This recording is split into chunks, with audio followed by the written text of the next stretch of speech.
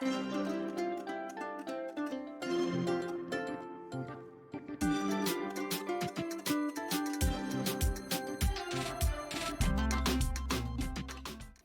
질문 하나를 먼저 드리면서 말씀을 시작해 보도록 하겠습니다. 여러분이 지금 남성분들에게 드리는 질문인데요. 여러분들이 지금 한 10대 우리 혈기왕성한 나이에 지금 젊은 청년이라고 생각하시고 여러분들이 길거리를 가다가 또 혹은 학교에서 여러분 또래 어떤 학생하고 싸움이 붙었어요. 근데 안타깝게도 여러분들이 이기지 못하고 지셨습니다. 쉽게 말하면 좀 많이 얻어 터지셨습니다. 여러분 그것으로 인한 고통이 클까요? 아니면 그렇게 싸움에서 누구한테 맞아서 막 코피를 흘려가는 그 모습을 여러분들이 평상시에 짝사랑했던 어떤 여학생이 그 장면을 보는 그것을 알았을 때 고통이 더 클까요? 너무 어려운 질문인가요? 맞아서 아픈 고통이 클까요? 나의 그 수치스러운 모습을 여러분들이 너무나 잘 보이고 싶어하는 그 여학생한테 들킨 게 고통이 클까요? 둘 다 커요. 네, 우리 집사님 너무 감사합니다. 이렇게 제가 원치 않는 대답을 해주시는 것도 좋습니다. 예.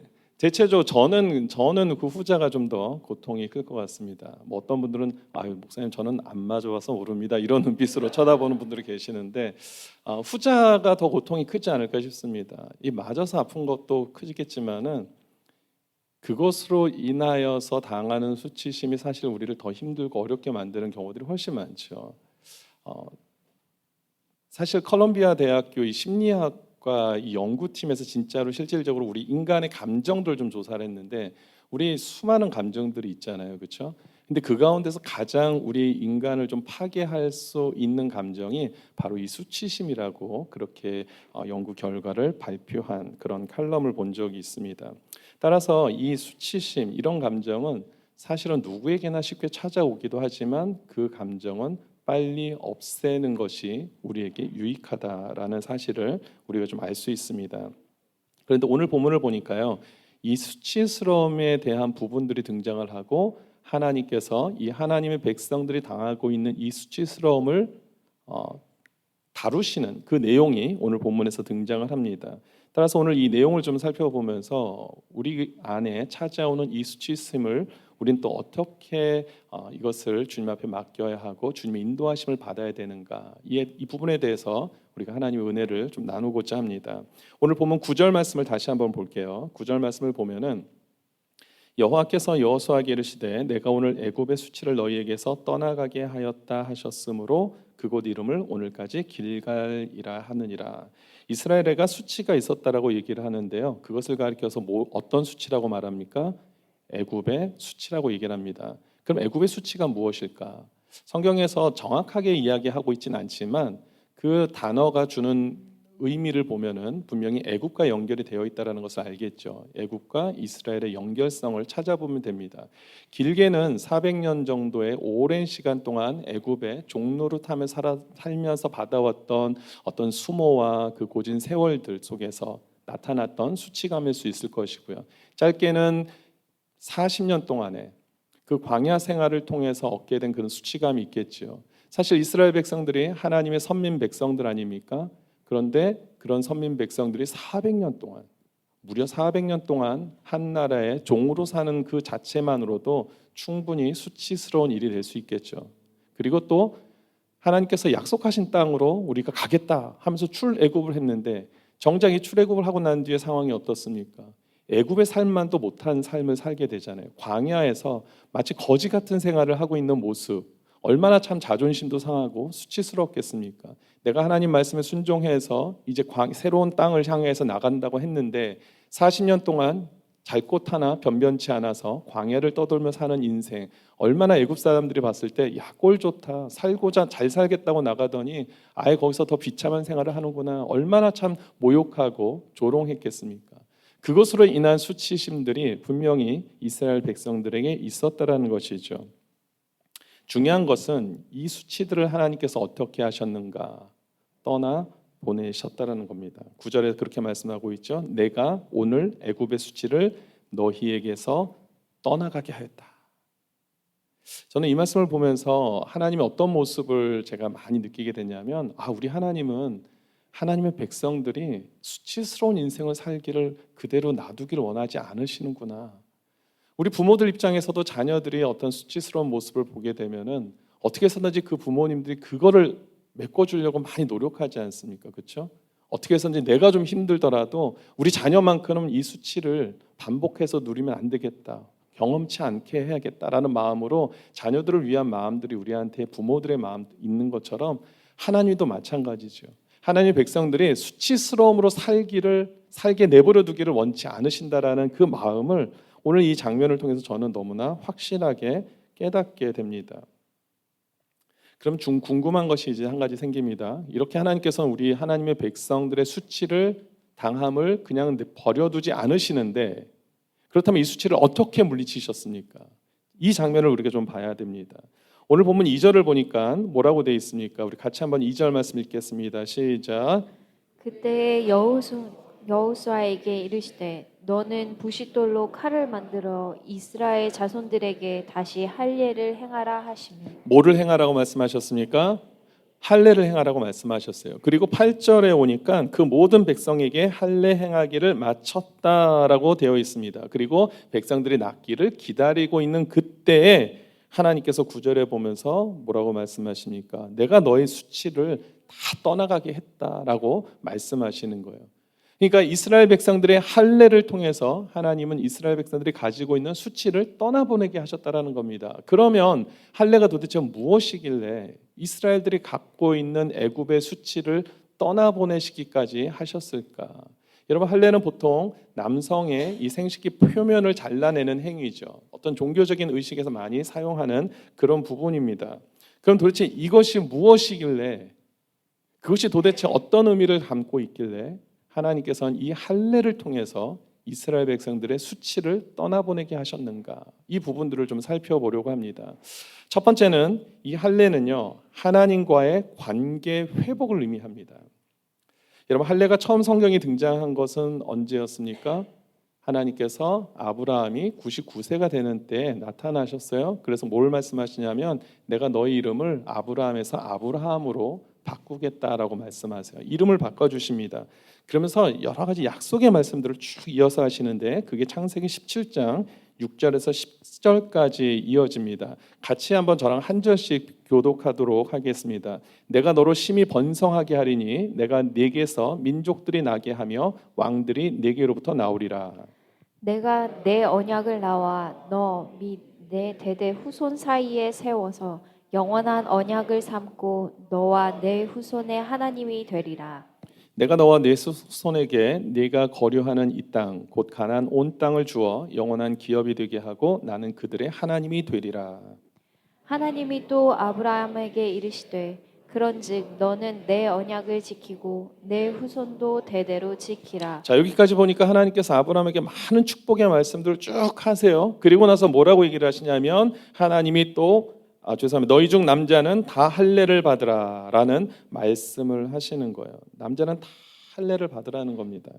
이것이 나와 너희와 너희 후손 사이에 지킬 내 언약이다라고 말씀을 하시는 거죠. 축복에 대한 언약의 말씀들을 쭉 하신 다음에 할례를 언급을 하시는 거예요. 그리고 이제 오랜 시간이 흘렀습니다. 그리고 여호수아가 리더로 있는 이스라엘 백성들에게 다시 한번 말씀하시는 거예요. 너희는 다시 할례를 행하라라는 말씀을 하십니다. 이 히브리어 슈브라는 단어를 보니까 되찾아가다, 되돌아가다 이런 의미를 가지고 있습니다. 따라서 이 다시 행하라는 이 의미, 할례를 다시 행한다는 의미는 뭐냐면 단순한 종교 의식만을 하라는 의미가 아니라 이 할례를 통해서 하나님과 맺었던 그 언약을 다시 한번 회복하라는 겁니다. 하나님만을 의지하고 하나님만을 믿고 살아가겠다라는 그 믿음의 언약을 다시 한번 회복해서 더 하나님만을 붙잡고 살아가라는 그런 결단을 의미하는 것이 할례라는 것입니다. 그러면 이렇게 할례를 행함으로 인하여 하나님께서 이들의 관계가 회복되었다는 걸 아시고 이스라엘이 가지고 있는 수치를 물리쳐 주셨다면 그러면 이들에게 나타나는 이 믿음의 어떤 모습들이 있어야 되잖아요. 할례가 단순히 종교의식이 아니라 이 할례를 통해서 하나님과의 관계가 회복되는 것으로 하나님이 여기셨다면 여기서 합리적인 질문은 뭐냐면 그럼 그것의 근거가 무엇인가? 이스라엘 백성들이 할례만 행했는지, 정말 믿음의 회복이 있었는지, 언약의 회복이 있었는지를 어떻게 알 수 있는가? 이 질문이 우리에게 떠오릅니다. 자, 여기에 대해서 우리는 어떻게 답을 찾을 수 있냐면 이 할례에 대한 명령이 언제 떨어졌고 이들이 언제 이것을 실행했는지를 보면은 이들이 얼마나 하나님과의 관계가 회복되어 있는지 아닌지를 알 수 있습니다. 2절 말씀을 볼게요. 2절 말씀을 보면은 뭐라고 시작하냐면 그때 하나님께서 명령하시는 거예요.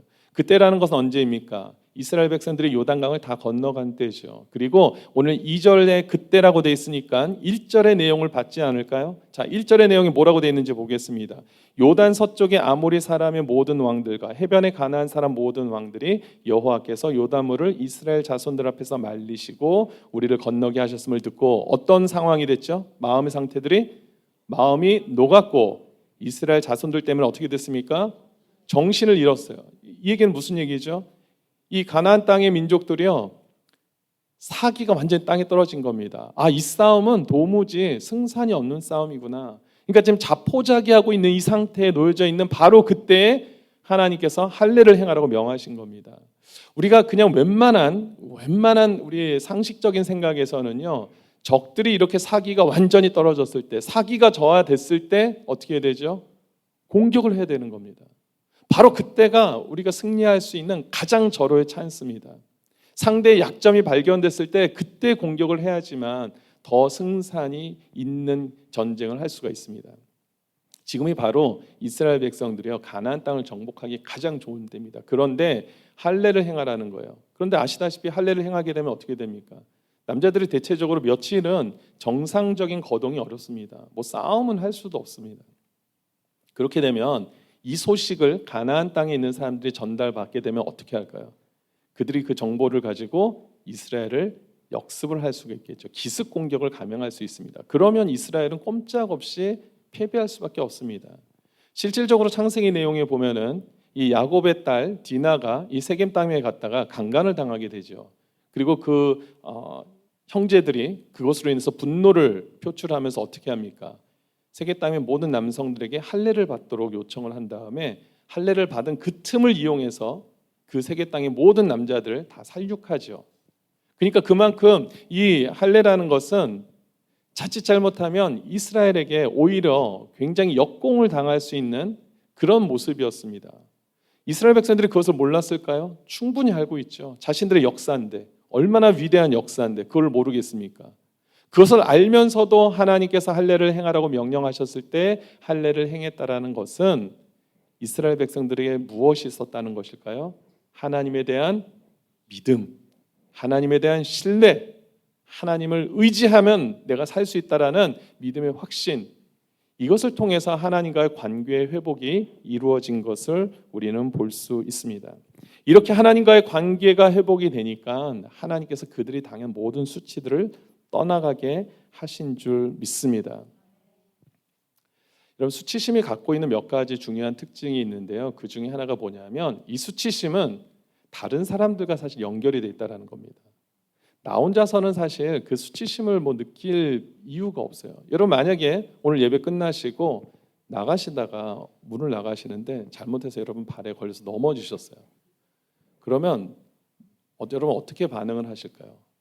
아픈 데를 막 만지시면 아이고야 하실 수도 있겠지만 어떤 분들은 일단은 고개를 탁 들어서 누가 나를 보고 있나 안 보고 있나를 먼저 보실 거예요. 그것이 무엇입니까? 아픈 것보다 뭐가 더 중요하니까요? 수치심. 누가 보냐 안 보냐. 근데 아무도 안 보면 수치심이 생깁니까 안 생깁니까? 아무도 안 보면 수치심이 생기지 않아요. 그런데 우리가 누가 본다라는 걸 아는 순간 수치심이 생기는 겁니다. 같은 상황이지만, 그렇죠? 똑같은 상황이지만 이 수치심은 다른 사람과 연결이 되어 있습니다. 그러니까 이 수치심에서 가장 중요한 것은 뭐냐면요, 내가 남을 의식하느냐 안 하느냐, 여기에 굉장한 포인트가 있다고 볼 수 있습니다. 같은 상황이잖아요. 근데 남이 아무도 안 보면요, 수치심이 없어요. 그냥 남이 본다라는 걸 아는 순간, 누군가가 나를 봤다, 나의 모습을 그런 것을 봤다라는 순간 갑자기 수치심이 막 몰려오는 거죠. 따라서 우리에게 이 수치심이 찾아왔을 때 우리는 무엇을 먼저 생각해야 되냐면 다른 사람들이 나를 어떻게 생각하는가에 의식할 것이 아니라 우리는 먼저 하나님을 볼 수 있어야 됩니다. 어떤 상황에서도 마찬가지예요. 하나님을 먼저 보는 자들은, 하나님과의 관계를 중요하게 하는 사람들은 사람과의 관계보다 하나님과의 관계를 우선시하는 사람들에게는 하나님께서 이 수치심의 마음을 떠나보내시는 그런 은혜를 주시는 줄 믿습니다. 사실 우리가 성도로서 살다 보면요, 어쩔 수 없이 당하는 수치심이 있습니다. 너무나 건강한 크리스찬의 삶을 살지만 세상 사람들부터 당하는 수치감이 있어요. 교회 다니는 사람들을 조롱하고 비웃고 우리의 신앙생활들을 폄하하는 그런 모습들이 있잖아요. 그렇죠? 그럴 때 우리가 사람을 자꾸만 의식하면요, 될 일도 안 되는 겁니다. 자꾸만 우리가 아름답게 더 건강하고 바른 신앙생활을 하고 있는데도 불구하고 사람을 의식하면 우리가 자꾸만 중요한 거를 놓쳐버리게 된다는 겁니다. 하나님을 생각하면 그 모든 수치심에서 자유로울 수 있는데 자꾸만 우리는 사람을 의식하는 거죠. 그러다 보니까 자꾸만 수치심에 가득 차서 살아갈 때가 있습니다. 예수님이 보니까요, 참 이러한 수치심을 가장 많이 당하신 분이더라고요. 그래서 예수님께서 십자가에 달려 돌아가실 때 얼마나 많은 수치심이 있으셨겠습니까? 예수님 사람이셨잖아요. 사람으로서 얼마나 많은 사람들한테 비웃음을 당했습니까? 야, 자기도 구원하지 못하는 자가 무슨 남을 구원한다고 메시아라고 그렇게 떠들고 다녀. 그런 얘기들이 얼마나 예수님한테 들려왔겠습니까? 십자가상에서 얼마나 그 수치감을 가지셨겠습니까? 하지만 여기에 대해서 히브리서 12장 2절에 보니까 히브리서 기자가 뭐라고 얘기를 하냐면 예수를 바라보자라고 얘기를 하고서 그는 그 앞에 있는 기쁨을 위하여 무엇을 참았습니까? 십자가를 참으셨다. 그리고 무엇을 개의치 아니하셨다고요? 부끄러움을 개의치 않으셨다라는 겁니다. 사람들의 그 시선, 사람들의 생각을 개의치 아니하고 오직 하나님께서 나에게 맡겨주신 그 사명만을 바라보았다라는 겁니다. 그래서 너희들도 예수님처럼 사람의 생각과 사람의 의견을 개의치 말고 하나님만을 바라보고 나가라는 것이 성경이 우리에게 계속해서 우리에게 주시는 말씀입니다. 주님을 향한 열심으로 인해서 여러분 혹시 수치심을 당한 경우들이 있으십니까? 아니면 지금 그 상황에 놓여져 있습니까? 그것을 개의치 말고 하나님께서 여러분에게 맡기신 사명만 바라보고 여러분이 주신 비전만을 바라보고 나가라고 성경은 우리에게 말씀하고 있어요. 이사야서 51장 7절 말씀을 같이 한번 읽어보겠습니다. 시작. 의를 아는 자들아, 마음에 내 율법이 있는 백성들아, 너희는 내게 듣고 그들의 비방을 두려워하지 말라. 그들의 비방에 놀라지 말라. 아멘. 사람들의 비방에 관심 갖지 말라는 겁니다. 개의치 말라는 겁니다. 놀라지 말라는 겁니다. 어차피 우리 신앙생활하는 사람들은 세상이 우리를 좋게 평가하지 않습니다. 그리고 온전한 신앙생활을 하려고 하면 할수록 사탄이 그것을 내버려 두지 않습니다. 어떻게 해서든지 우리 마음을 힘들게 하고 어렵게 하고 그 가운데 수치심이라는 것을 불어넣어서 우리로 하여금 하나님께 집중하지 못하도록 하는 그런 전략을 사탄이 하고 있다는 겁니다. 창피하고 민망하고 부끄럽고 이 하나님을 섬기는 일에 대해서 너무나 회의적으로 만드는 것은 사탄의 역사라는 겁니다. 그래서 성경 우리에게 계속해서 말씀하죠. 사람 의식하지 마. 세상을 너무 의식하지 마. 개의치 마. 하나님께서 맡겨주신 그 사명만 보고 가. 십자가만 보고 가라는 것입니다. 그러면 마태복음 5장 11절 말씀처럼 나로 말미암아 너희를 욕하고 박해하고 거짓으로 너희를 거슬러 모든 악한 말을 할 때에는 너희에게 복이 임할 것이야. 주님의 약속의 말씀인 줄 믿습니다. 주님이 지금도 그렇게 말씀하세요. 나 때문에 너 많이 힘들지, 어렵지. 근데 내가 다 알아. 그것이 너로 하여금 다시 하늘의 복을 받는 그런 통로가 될 거야. 주님이 말씀하십니다. 따라서 수치심이 찾아왔을 때 우리가 자꾸만 사람들이 나를 어떻게 평가할까? 나를 어떻게 인식할까? 이것을 통해서 나에 대해서 어떻게 생각할까라고 자꾸만 거기에 우리 마음을 빼앗기지 마시고 하나님께 나아가는 거죠. 하나님이 지금 이 상황에서 나에게 뭐라고 말씀하시는가? 내가 하나님과의 관계가 내가 어떻게 서 있는가? 살펴보라는 것입니다. 두 번째 할례는 어떤 의미를 가지고 있는가? 두 번째는 이 할례는요, 과거의 죄악된 생활과 단절하는 의미를 가지고 있습니다. 이 할례를 한번 했다고 무슨 죄악과 단절이냐라고 생각할 수 있지만 여러분 이스라엘 백성들이 왜 수치를 갖게 됐을까요? 이스라엘 백성들이 지금 왜 어떤 이유에서 수치를 갖게 됐을까요? 여기에 대해서 오늘 본문이 중요한 힌트를 주죠. 6절 말씀입니다. 6절을 보니까 같이 읽어봅니다. 시작. 이스라엘 자손들이 여호와의 음성을 청종하지 아니하므로. 여기까지만 보겠습니다. 무엇 때문에요?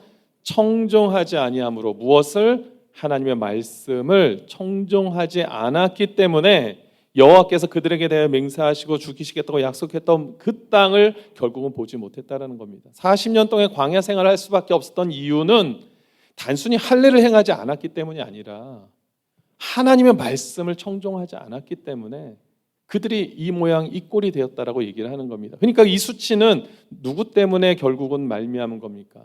이스라엘 자신들 때문에. 남 탓할 필요 없죠. 우리가 뭔가 꼭 창피한 일이 생기면 남의 탓을 많이 해요. 그런데 남 탓할 것이 없다라는 겁니다. 지금 이스라엘이 당한 수치는 이스라엘들이 결국은 하나님의 말씀을 청종하지 못한, 말씀대로 순종하지 못한 그 이유로 말미암아서 그들이 수치를 당했다라고 이야기하고 있습니다. 이뿐만이 아닙니다. 이스라엘 역사를 통틀어 봐도 그렇습니다. 예레미야서 48장 13절에 보니까 이런 말씀이 있어요. 이스라엘 집이 베델을 의뢰함으로 수치를 당한 것 같이. 자, 이스라엘 백성들이 베델을 의지하고 믿고 따랐기 때문에 수치를 당했다라고 얘기합니다. 이것이 무슨 말입니까? 여러분, 이스라엘 역사를 보니까 다윗, 솔로몬 이후에 어떻게 되죠? 이스라엘이 북과 남으로 쪼개져 버리죠. 이때 이 북이스라엘을 관장했던 여로보암이라는 이 왕이 어떤 결정을 내리냐면은 북이스라엘 사람들이 자꾸만 절기가 되고 하나님께 예배드린다는 핑계로 어디로 내려가면 남쪽으로 내려가는 거예요. 남유대로 내려갑니다. 이 예루살렘을 향해서 거기서 절기를 지키기를 원하고 거기서 하나님 앞에 제사를 드리기를 원하기 때문에 자꾸만 남유다로 내려가는 거예요. 이것이 굉장히 못마땅했습니다. 야, 그러면 안 되겠다. 우리 북이스라엘 지역에다가도 이 하나님을 예배할 수 있는 처소를 좀 만들자라고 해서 이 베델과 단이라는 곳에 금송아지를 세워버립니다. 그리고 이것이 너희의 신이다라고 얘기를 해버려요. 마음적으로는 그 금송아지를 보면서 하나님이라고 여겼을진 모르겠지만 하나님이 제일 싫어하시는 게 우상 아닙니까? 우상을 만들어 놓고선 그것에다가 이것이 너의 신이다 이렇게 해버리니까 결국은 하나님께서 그 진노로 인하여 북이스라엘이 멸망을 당하게 되었다는 얘기를 지금 예레미야서 선지자가 말씀을 하는 거죠. 여러분, 이렇게 우리가 수치를 당하는 많은 경우들은요, 사실 우리의 죄 때문이라는 것을 우리가 잊지 말아야 됩니다. 저와 여러분들이 하나님 말씀대로 살지 못하는 이유로 인해서 수치를 당하는 경우들이 훨씬 많다라는 사실이죠. 그리고 우리가 그 죄에서 벗어나지 못하면 하나님이 어떻게 하시느냐, 정말 이거 중요한 말씀인데 예레미야서 13장 26절입니다. 같이 한번 읽어보겠습니다. 13장 26절, 예레미야서 13장 26절 말씀 제가 읽어드리겠습니다. 그러므로 내가 네 치마를 네 얼굴에까지 들쳐서 내 수치를 드러내리라. 무시무시한 말씀이죠. 하나님께서 수치를 드러내신다는 거예요. 드러내신다는 게 아니라 오히려 우리 수치를 나타나게 하신다. 수치를 당하게 하신다라는 거예요. 이것은 무슨 얘기입니까? 하나님 말씀 안에서 거하지 못하는 그런 자들의 수치를 하나님께서 오히려 그것을 나타나게 하신다. 감추시는 것이 아니라. 왜요? 왜 그럴까요? 수치를 깨달을 때, 우리가 죄인이라는 것을 깨달을 때 회개할 수 있으니까. 그러니까 여전히 하나님께서 수치를 이렇게 나타내시는 것도 하나님의 은혜인 줄 믿습니다. 여러분, 죄로 인해서 수치로운 상황이 발생해도요, 수치로 여기지 못하는 인생이 가장 불행한 인생인 것을 여러분 아셔야 합니다. 가끔씩 여러분 그 TV 뉴스를 보면은요, 이 경찰한테 잡혀서 이렇게 뭐 송치되는 과정 속에서 막 인터뷰할 때가 있잖아요. 막 너무나 사회적 이슈가 컸던 그런 범죄자들은 이 경찰들이 이렇게 뭐 검찰로 송환을 하거나 이럴 때 보면 어떤 그 포털라인 존에서 막 얘기하잖아요. 그럴 때 어떤 대부분의 사람들은 막 얼굴을 가리고 모자를 눌러쓰고 뭐 선글라스를 끼든지 마스크를 써가지고 어떻게 하죠? 자신 얼굴을 감춰버립니다. 왜요? 부끄러우니까, 수치스러우니까. 그러면 또 주위에서 뭐라 그럽니까? 야, 뭐 창피하긴 하냐? 막 그러면서 옆에서 또 한두 마디 거들죠. 나 짝 좀 보자. 막 이러면서 막 이렇게 얘기를 하죠. 그런데 어떤 사람은요, 너무 흉악범죄인 걸 우리가 아는데 너무나 당당한 거예요. 너무나 뻔뻔하게 얼굴을 막 드러내면서 찍으려면 찍어 막 이러면서 나가는 사람들 보면 사실 섬뜩하죠. 너무 무섭습니다. 수치스러워야 할 때 수치스러워하지 않는 그 모습들, 얼마나 악한 영에 사로잡히면 자기가 얼마나 큰 죄를 짓고 있는지를 깨닫지 못하는가. 하나님께서는 때로는 우리의 수치를 나타나게 하셔서 우리로 하여금 우리가 죄 가운데 있구나를 깨닫게 하시는 그런 경우들이 있다라는 겁니다. 그래서 죄 좀 인정하고 죄에 대해서 좀 회개 좀 하고 죄로 인해서 얼마나 내가 지금 영적으로 파괴되어 있는가를 깨달으라고 하나님께서 그렇게 우리를 몰아갈 때가 있다라는 겁니다. 그것도 하나님의 무엇입니까? 은혜입니다. 그를 깨달을 수 있도록 하시는 것. 여러분 창세기 4장에 보면 최초의 살인 사건이 발생하죠. 누구에 의해서 누가 죽습니까? 가인에 의해서 그의 동생 아벨이 죽음을 당합니다. 근데 이 살인의 동기가 뭐죠? 하나님 앞에 제사를 드렸는데 자신도 나름대로 최선을 다했다고 하는데 하나님께서 누구의 제사만 받으십니까? 동생 아벨의 제사만 받아요. 그걸로 인해서 막 수치를 느끼는 거예요. 그 분노의 결과를 동생 죽이는 걸로 대신하죠. 근데 하나님께서 찾으세요. 가인을 부르십니다. 야 가인아, 내 동생 아벨이 어디 있니? 그랬더니 뭐라고 얘기합니까? 가인이 내가 알지 못합니다. 내가 내 동생 아우를 지키는 자입니까? 라고 이렇게 오히려 당당하게 나가는 모습을 보지 않습니까? 사실 우리가 요즘 시대에 이제 카톡을 보내면 다 문자로 보내다 보니까 같은 문자를 보내지만 내가 생각하는 감정이 제대로 표현 안 될 때도 있어요. 그렇죠? 나는 좀 자상한 표현을 쓴 거라고 했는데 상대방은 굉장히 불쾌하게 받는 경우도 있고, 그러니까 문자로 우리가 서로 소통한다는 게 좀 제한적인 부분들이 있습니다. 감정을 전달하는 데 있어서는 굉장히 좀 제한적인 게 있는데 성경 말씀을 보더라도 문자로 돼 있으니까 어떤 거는 잘 이 사람의 감정 상태가 어땠는가 잘 알기 어려운 부분들이 좀 있는데요. 저는 이 가인이 이렇게 얘기하는 걸 보면은 정말 뻔뻔하게 얘기하는구나라는 게 막 느껴지는 거예요. 내 아우를 내가 지키는 자입니까? 막 이런 마음으로 표현을 했을 거라고 저는 상상이 돼요. 얼마나 죄에 대해서 자신이 인정하지 않고 있다라는 그 증거입니까? 여러분 수치라는 책이 있어요. 수치, 인간과 괴물의 마음이라는 책이 있는데 제가 이렇게 말씀을 준비하다가 우연치 않게 이 책을 좀 보게 됐습니다. 그런데 여기 표지에 보면은 아주 구체적으로 이런 글이 있습니다. 우리는 왜 부끄러움이 없는 것을 부끄러워하지 않게 되었는가? 굉장히 심오하죠. 우리는 왜 부끄러움이 없는 것을 부끄러워하지 않게 되었는가? 그러니까 성도로서 우리가 부끄러워해야 될 일이 있다라는 겁니다.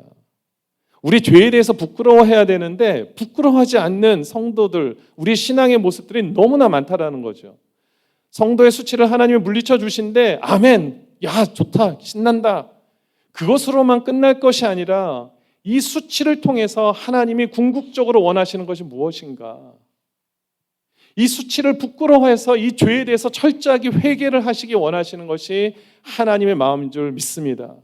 그런데 우리는 수치를 물리쳐 주시는 하나님 그것만을 기억하고 그것만을 찬양하기만을 원하는 마음이 너무나 많다라는 거죠. 너무나 이기적인 마음 아닙니까? 하나님 우리를 사랑하세요. 하나님 백성들을 사랑하십니다. 하나님께서 저와 여러분들을 너무나 사랑하십니다. 그래서 여러분들이 가지고 있는 수치를 떠나보내기를 원하세요. 제거하시기를 원하십니다. 믿으십니까? 그런데 그냥 없어지는 것만이 하나님의 목적이 아니라 그것을 통해서 우리가 나의 잘못을, 죄를 깨달으는 겁니다. 그래서 진정으로 하나님 앞에 회개하고 하나님 앞에 온전히 살겠습니다라고 다짐하고 다시 돌아오기를 원하시는 그 하나님의 마음을 우리가 놓쳐버린다면 우린 정말 가장 중요한 것들을 놓치는 그런 신앙생활을 할 수밖에 없다라는 것이죠. 여러분 창피해지면 얼굴이 어떻게 됩니까? 빨개지잖아요. 좀 우리 빨개져야 된다라는 겁니다. 좀 부끄러워서 좀 얼굴 좀 빨개져야 된다라는 거예요. 너무나 철면피처럼 그냥 있지 말고 너무나 좀 죄에 대해서 부끄러워할 줄 알고 그것에 대해서 하나님께 회개할 줄 아는 그런 성도가 되기를 주님이 원하시는 줄 믿습니다. 오늘 이제 말씀을 정리합니다. 오늘 이런 모습을 우리가 살펴봤을 때 하나님께서 우리 하나님의 백성들의 이스라엘 백성들의 수치를 없애신 것은 분명히 할례입니다. 하지만 할례는 육체적인 할례, 종교적인 의식으로만 그렇게 하나님께서 보시길 원하신 것이 아니라 우리 마음의 할례를 원하셨던 것입니다. 이것에 대해서 모세가 이렇게 얘기를 하죠. 신명기 10장 16절에 보니까 그러므로 너희는 어디에 할례를 행하라? 마음의 할례를 행하라. 그리고 예레미야서 9장 26절에도 보니까 이스라엘은 마음의 할례를 받지 못하였느니라. 육체적인 할례를 하나님 원하시는 게 아니라 육체적인 할례라는 의식을 통해서 우리로 하여금 마음의 할례를 받게 하기 원하시는 그 하나님의 마음을 우리가 분명히 깨달을 수 있게 되기를 주님 이름으로 축원드립니다.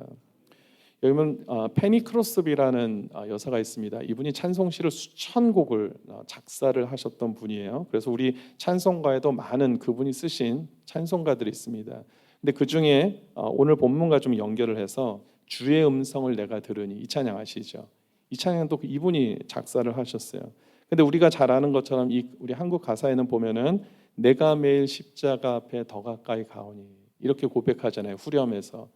이것도 참 귀한 고백입니다. 그런데 사실 원어를 보면, 이 영어 버전을 보면은 내가 매일 십자가 앞에 간다고 고백하고 있지 않고 draw me nearer라고 되어 있습니다. 그러니까 나를 좀 인도해 달라는 거예요. 하나님께 부탁을 하는 겁니다. 이 표현이 더 성경적이고 더 맞는 표현이죠.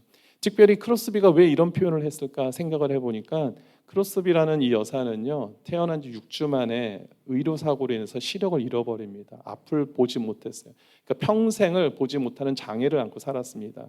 그가 어딜 가고 싶어도 자기 마음대로 갈 수 있는 처지가 되지 못해요. 누군가가 인도해 줘야 됩니다.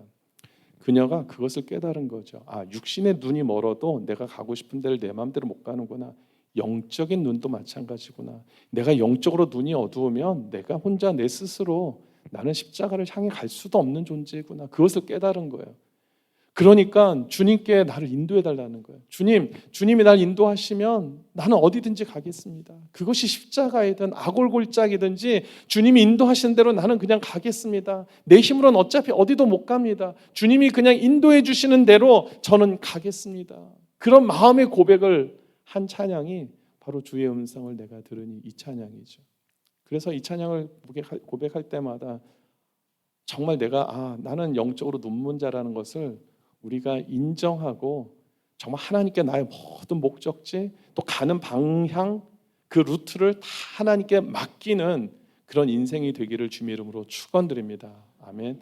우리가 오늘 말씀을 생각할 때 하나님은 분명히 하나님의 백성들의 모든 수치를 없애주시는 줄 믿습니다. 로마서 10장 11절에 보니까 성경에 이르되 누구든지 그를 믿는 자는 부끄러움을 당하지 아니하리라.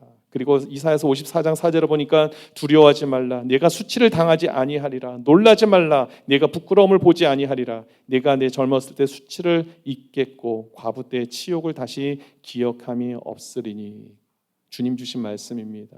주님께서 저와 여러분들의 수치를 없애기를 원하시고 없앨 수 있는 능력을 가지신 분이시고 없앨 수 있도록 우리에게 그 죄 사함의 권세로 늘 함께 하시는 분이심을 믿으시기 바랍니다.